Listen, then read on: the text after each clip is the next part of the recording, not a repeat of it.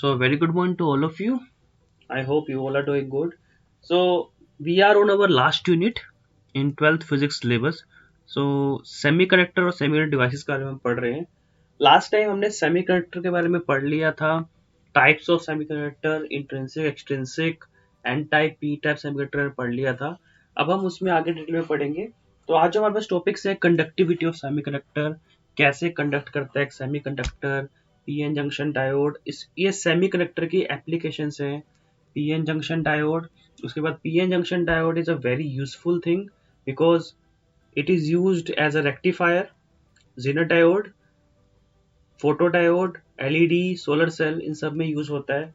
तो let's start the lecture.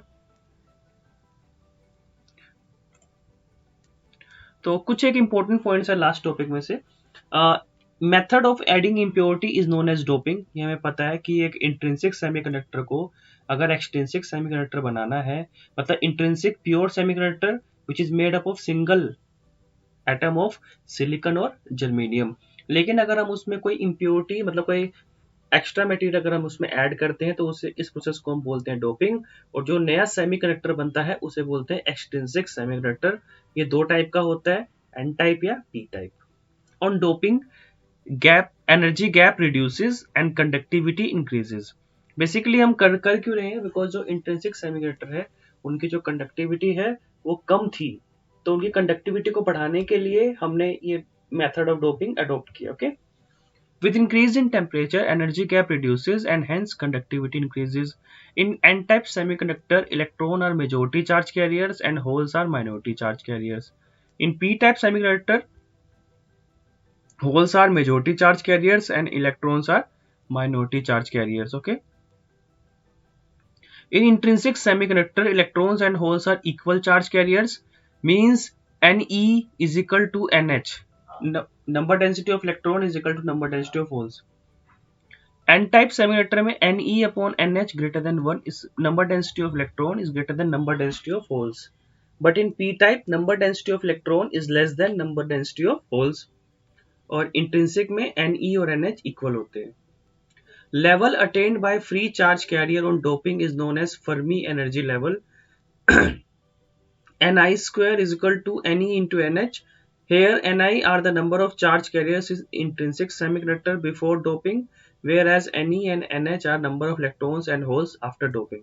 Actually, it is an important point यहाँ पर. Actually, both N-type and P-type semiconductor are neutral. एक question आएगा कि explain how P type और N type semiconductor are electrically neutral.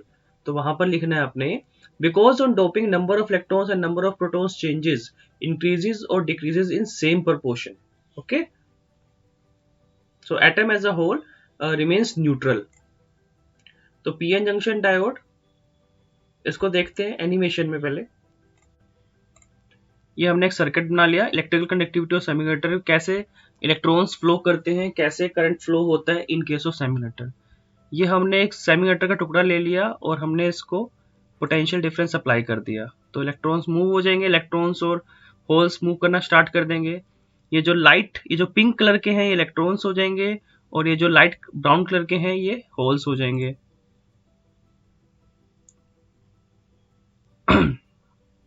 और इस condition में करंट जो होल्स की डायरेक्शन है, H for hole, E for current. अब इलेक्ट्रॉन्स मूव कर रहे हैं लेफ्ट की तरफ, इधर की तरफ मूव कर रहे हैं इलेक्ट्रॉन्स. अब इलेक्ट्रॉन्स मूव कर रहे हैं लेफ्ट की तरफ. ओके. तो आपको पता है current always flows in the direct opposite to the direction of flow of electron. तो इसके लिए जो करंट बनेगा वो राइट डायरेक्शन में बनेगा. और होल्स मूव कर रहे हैं राइट की तरफ, तो करंट भी राइट की तरफ. तो the current due to holes and current due to electrons flows towards the negative terminal of the battery. तो ये दिख रहा है डायग्राम में. Here I is equal to IE plus IH, current due to electrons plus current due to holes, that is the total current flowing. तो IE ये हमने unit number 2 में पढ़ा हुआ है. The relation between current and drift velocity, IE is equal to NEAVD.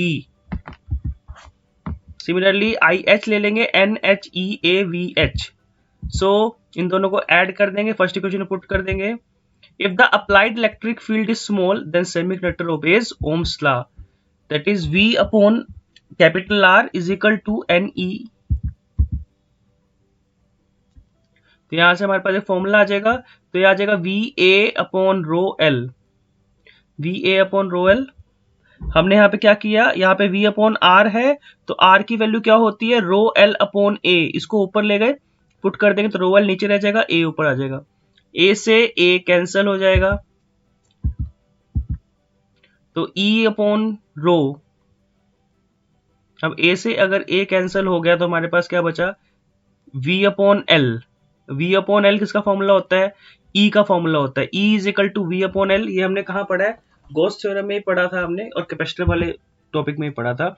E is equal to dV upon dx minus dV upon dx, unit number 1 में E is equal to minus dV upon dx, तो V upon L को लिख दिया हमने E और rho as it is, since E is equal to V upon L. Mobility is defined as drift velocity per unit electric field. तो 1 by rho is equal to E and E mu E। हम क्या करेंगे, E को यहाँ ले जाएंगे divide में दोनों के, तो VE upon capital E mu E बन जाएगा, VH अपॉन कैपिटल E। तो 1 by rho, ये भी फॉर्मूला सही है, लेकिन रो रेजिस्टिविटी को, तो 1 by rho is equal to conductivity inverse of reciprocal of conductivity is equal to E and E mu E plus NH mu H. So this is the expression for conductivity of semiconductor. Rho यहाँ पे resistivity है, sigma यहाँ पे conductivity है। The electron mobility is higher than the hole mobility because electrons are lighter. The resistivity conductivity depends not only on the electron and holes densities but also on their mobilities.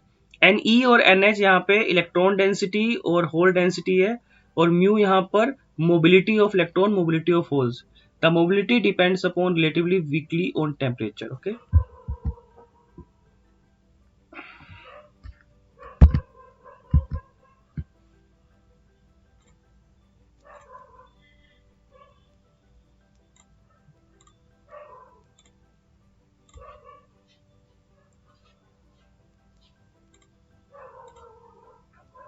तो our next topic PN junction diode, very very very important in this unit. इस पे question definitely इस unit में से बनता है, इस topic पर डेफिनेटली एक क्वेश्चन इसमें से आएगा, तो या तो इसके एप्लीकेशन पे या इसी टॉपिक पर। ओके, सो बहुत अच्छे से पढ़ने से।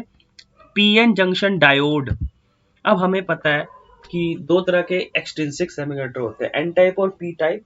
तो when a P type semiconductor is joined to a N type semiconductor such that the crystal structure remains continuous at the boundary, the resulting arrangement is called PN junction diode or a semiconductor diode or a crystal diode.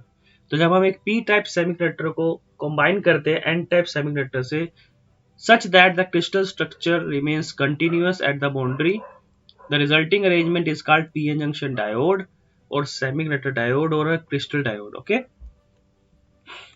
तो देखो कैसे हम जोड़ रहे हैं। अब आपको पता है पी टाइप में क्या होता है, होल्स ज्यादा, होल डेंसिटी ज्यादा और इलेक्ट्रॉन डेंसिटी कम। एन टाइप में इलेक्ट्रॉन डेंसिटी ज्यादा और होल डेंसिटी कम। ठीक है,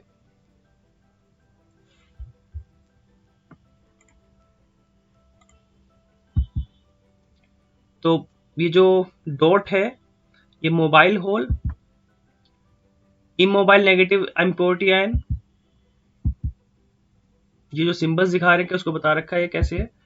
When a p-n junction is formed, the p region has mobile holes and immobile negatively charged ions, n region has mobile electrons and immobile positive charged ions. The whole arrangement is electrically neutral. For simplicity, minority charge carriers are not shown in the figure. हमने इसको simple रखने के लिए, ताकि आपको आसानी से समझ में आ जाए, हमने माइनॉरिटी चार्ज कैरियर्स को नहीं दिखाया इस डायग्राम में। PN junction diode immediately after it is formed.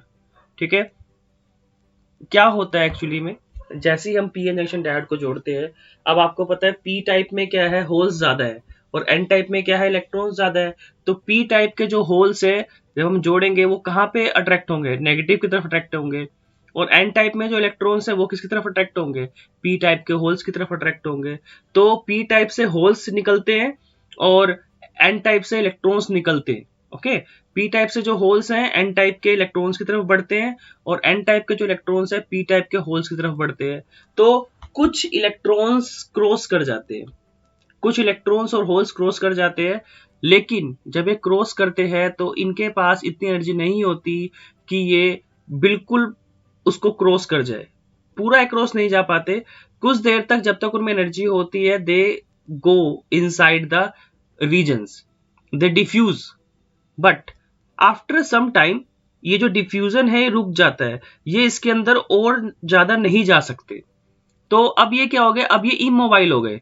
तो एन टाइप में यहां पर एक इमोबाइल रीजन बन गया और ये ऐसे ही पी टाइप में भी एक इमोबाइल रीजन बन गया। तो एक तरह से it works as a barrier. अब जब ऐसा हो जाता है तो कोई भी इलेक्ट्रॉन एन टाइप से पी टाइप में नहीं जा सकता और कोई भी होल पी टाइप से एन टाइप में नहीं जा सकता। ओके, वंस अगेन, तो ये हमें डायग्राम में दिख रहा है। हमने सिंप्लिसिटी के लिए यहाँ पे माइनॉरिटी चार्ज कैरियर्स नहीं दिखाए, are not shown in figure. तो यहाँ पे हो क्या रहा है एक्चुअली में, जो पी टाइप है उसमें होल्स ज्यादा है तो they gets attracted towards the electrons, क्योंकि पॉजिटिव नेगेटिव अट्रैक्ट करते हैं to the electrons of N type. और सिमिलरली जो एन टाइप में इलेक्ट्रॉन्स हैं वो पी टाइप के होल्स की तरफ अट्रैक्ट हो जाएंगे।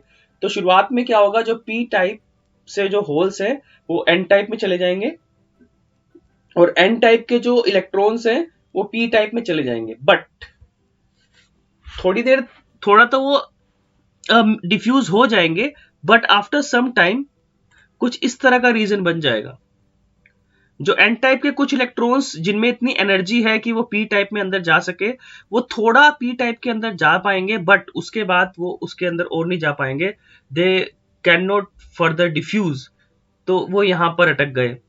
अब सिमिलरली जो पी टाइप से जो होल्स आए थे एन टाइप की तरफ, वो भी कुछ डिस्टेंस तो कवर कर पाएंगे, बट उसके बाद उनके पास इतनी एनर्जी नहीं है कि वो उसमें आगे जा सके। तो बेसिकली अब कोई भी पी टाइप से पी टाइप सेमीकंडक्टर से कोई भी होल एन टाइप पे नहीं जा पाएगा और एन टाइप से पी टाइप पे नहीं जा पाएगा, बिकॉज ये यहाँ पर एक एक्स्ट्रा दीवार बन गई।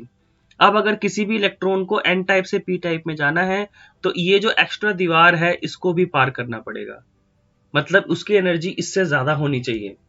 सिमिलरली अगर पी टाइप वाले को एन टाइप में जाना है तो इस दीवार को पार करना पड़ेगा, तो अब डिफ्यूजन रुक जाएगा। ओके, तो यहाँ पर ये हमारे पास रीजन बन गया। इस रीजन को बोलते हैं डिप्लीशन रीजन। क्या बोलते हैं इसको, डिप्लीशन रीजन। और यहाँ पर एक पोटेंशियल डिफरेंस सेटअप हो जाएगा जिसे बोलते हैं पोटेंशियल बैरियर। बैरियर का मतलब रुकावट। अब देखो कैसे, तो यहाँ पे इलेक्ट्रॉन होल रिकॉम्बिनेशन हो जाएगा। ओके, तो इसे क्या बोलते हैं, डिप्लीशन रीजन। क्या बोलते हैं इसे, डिप्लीशन रीजन। ओके, और यहां पर एक फिक्सिशियस बैटरी बन जाएगी। ठीक है, इसे हम बोलेंगे potential barrier. After the PN junction is formed, holes from P region diffuse into N region due to difference in concentration. ठीक है, free electrons from N region diffuse into P region due to the same reason. ठीक है, पहले P region से जो holes हैं वो N की तरफ बढ़ेंगे, उसी तरीके से एन रीजन में जो इलेक्ट्रॉन्स है वो पी की तरफ बढ़ेंगे। ठीक है, holes and free electrons combine near the junction, junction के बिल्कुल पास वो कॉम्बाइन हो जाएंगे। Each recombination eliminates an electron and whole.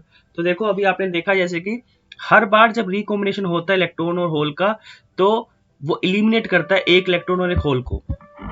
The uncompensated negative immobile ions in the p region do not allow any more free electrons to diffuse from n region।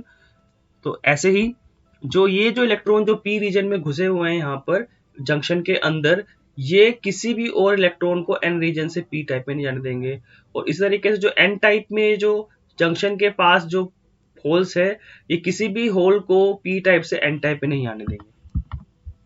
The positive donor ions in the n region and the negative acceptor ions in the p region are left uncompensated।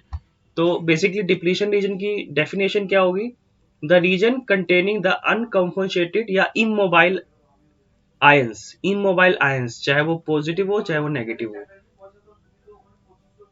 is called depletion region because this region is devoid of mobile charges. Okay, ये सारे immobile ions है इसमें.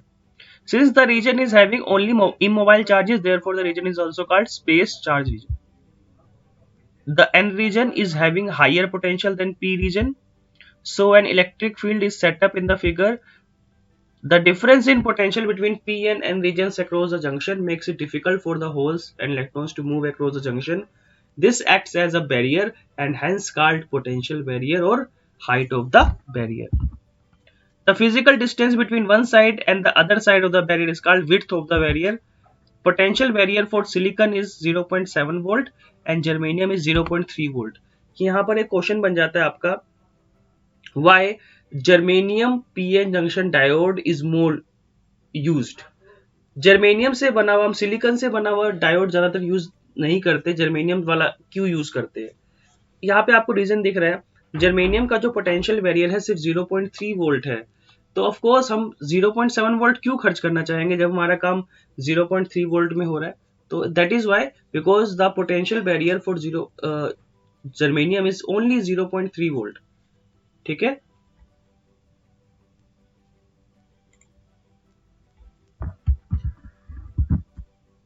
the potential barrier opposes the motion of the majority charge carriers. However, few majority carriers with high kinetic energy manage to overcome the barrier and cross the junction. Potential barrier helps the movement of minority carriers.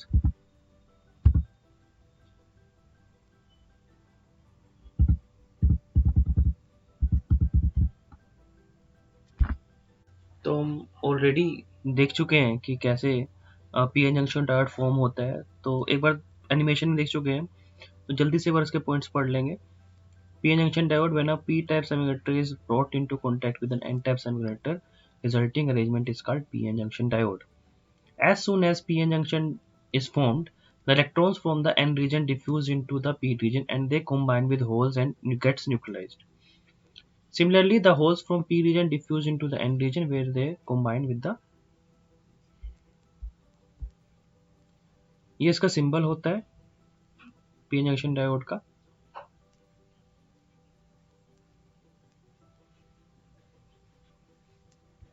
तो अब पढ़ते हैं हम biasing के बारे में.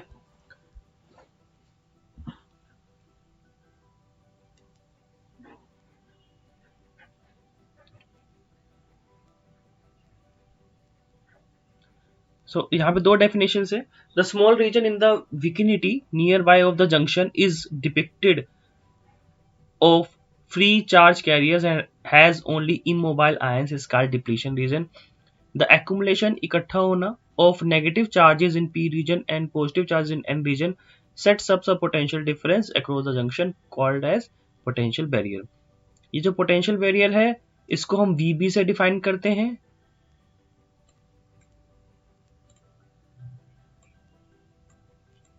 V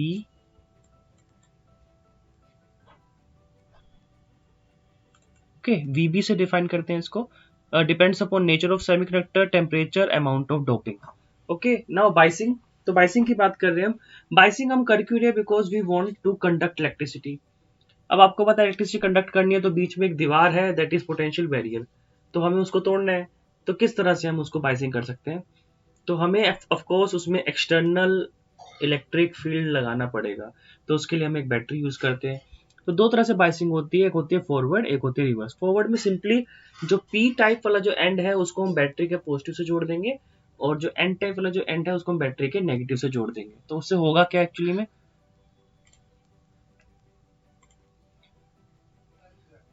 As a result of this, majority charge carriers, that is hole from p side and electrons from n side begins to flow towards the junction. वो क्या हो जाएंगे? अट्रैक्ट हो जाएंगे टुवर्ड्स द जंक्शन. ठीक है, बिकॉज देखो यहाँ पर ध्यान से, बैटरी का पॉजिटिव और पी टाइप, तो बैटरी के पॉजिटिव से जो पी टाइप वाले जो होल्स हैं वो रिपेल होंगे तो जंक्शन की तरफ जाएंगे. सिमिलरली एन टाइप में जो इलेक्ट्रॉन्स हैं बैटरी के नेगेटिव की वजह से वो भी रिपेल होंगे और कहाँ जाएंगे? जंक्शन की तरफ जाएंगे. तो begins to flow towards the junction. उससे क्या होगा, diffusion of electron and holes into depletion region decreases its with.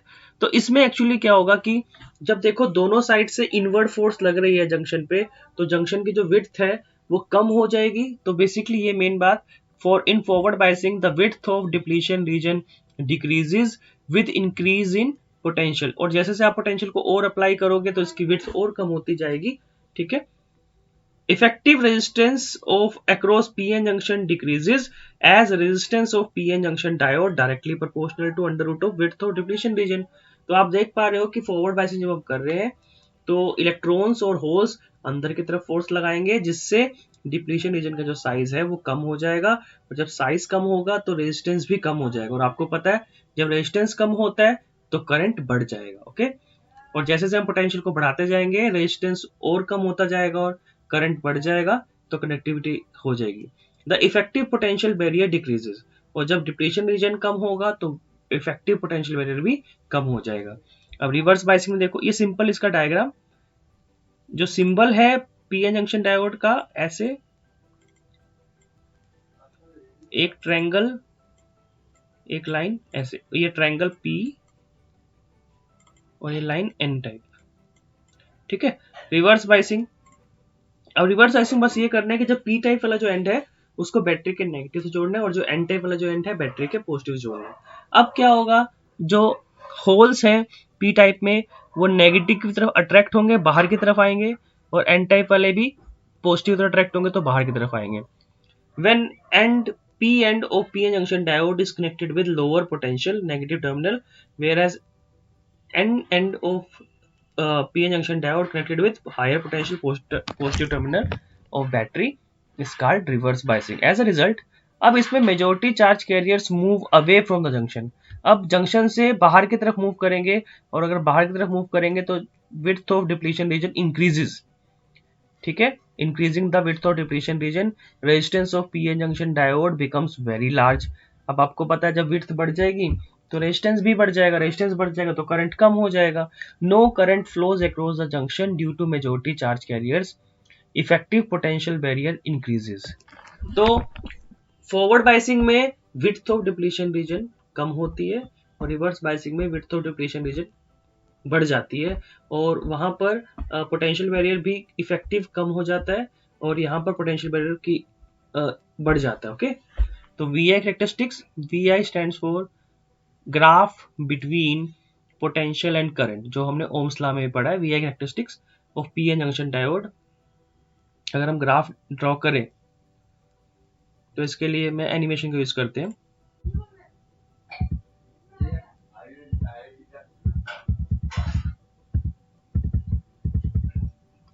अब देखिए डायोड की कैरेक्टरिस्टिक्स, वी आई कैरेक्टरिस्टिक्स पढ़ेंगे अब हम। तो पहले फॉरवर्ड बायस का देखते हैं।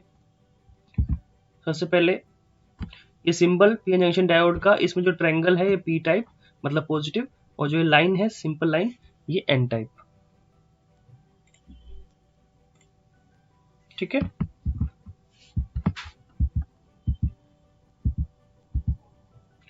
वो कह रहा है इसमें फॉरवर्ड बायसिंग में ये जो ट्रायंगल है इसको हम पॉजिटिव से जोड़ते हैं, और जो लाइन है इसको हम नेगेटिव से जोड़ते हैं।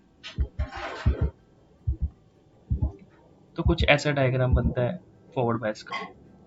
शुरुआत में बिल्कुल थोड़ा थोड़ा करंट फ्लो करता है, लेकिन यहाँ पर देखो इसे बोलते हैं नी वोल्टेज। अब सिलिकॉन के लिए है 0.7 वोल्ट और जर्मेनियम के लिए 0.3 वोल्ट, और दैट इज वाई हम जर्मेनियम डायोड को ज्यादा यूज करते हैं, बिकॉज उसके लिए हमें कम वोल्टेज अप्लाई करनी पड़ती है करंट फ्लो कराने के लिए। इसे बोलते हैं नी वोल्टेज। इस पॉइंट के बाद एक, अभी यहां से लेके इस पॉइंट तक जो इंक्रीज है करंट में बहुत धीरे धीरे हो रहा है, लेकिन इस पॉइंट के बाद it takes a sharp increase. Okay. Reverse bias में क्या होता है, रिवर्स बायस में बैटरी का नेगेटिव कहाँ जोड़ देते हैं, बैटरी का नेगेटिव जोड़ देते हैं पी टाइप से, और बैटरी का पॉजिटिव एन टाइप से। अब देखो ग्राफ इसका, इसमें स्टार्टिंग में लगभग जीरो करंट। एक टाइम ऐसा आएगा जब वो जो विड्थ ऑफ डिप्लीशन है, आपको पता है रिवर्स बायस में लगातार बढ़ रही है, लेकिन एक टाइम ऐसा आएगा जब सारे कोवलेंट बॉन्ड टूट जाएंगे और इट विल ब्रेक्स। ठीक है। तो उस टाइम पर एकदम से फ्लड आएगा,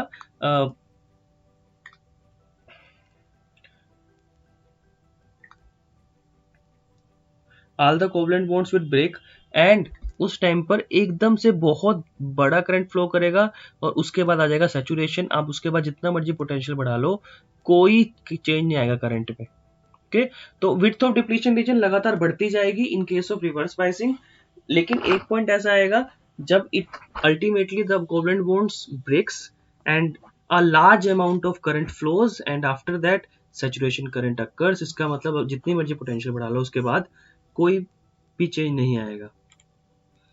resistance of diode, resistance DC resistance R DC is equal to V upon I, dynamic और AC resistance R AC delta V upon delta I. तो फॉरवर्ड कैरेक्टरिस्टिक्स ऐसे कुछ, यहाँ पर ये ग्राफ बना हुआ है, यहाँ पे 0.2 वोल्ट, 0.3, 0.6। अब ऑफ कोर्स अगर सिलिकॉन का है तो 0.6 के बाद आएगा नी वोल्टेज, और अगर ये जर्मेनियम का होता तो 0.3 पर ही आ जाता है नी voltage. Okay, a graph showing the variation of forward current with forward voltage is known as forward characteristics। P junction diode ये ऐसे शो कर रहा है, शुरुआत में स्ट्रेट लाइन, शुरुआत में हल्का हल्का इंक्रीज होगा।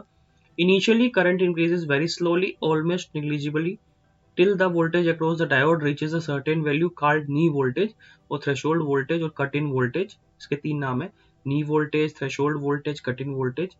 After the knee voltage the diode current increases rapidly even for small increase in diode bias voltage। The resistance across the junction becomes quite low।